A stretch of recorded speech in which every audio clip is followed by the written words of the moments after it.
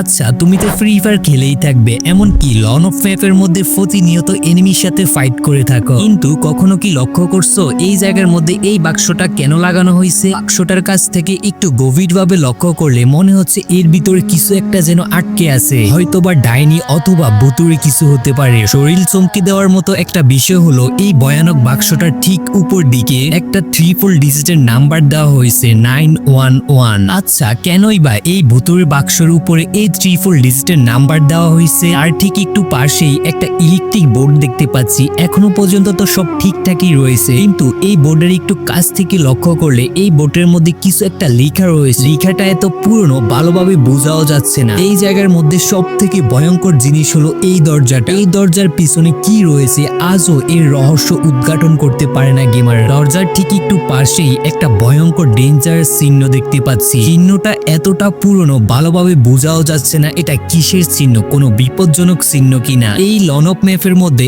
এত ভয়ঙ্কর এমনকি রহস্যময় জিনিস দেখি গেরিনা আমাদেরকে কি বোঝাতে চাচ্ছে?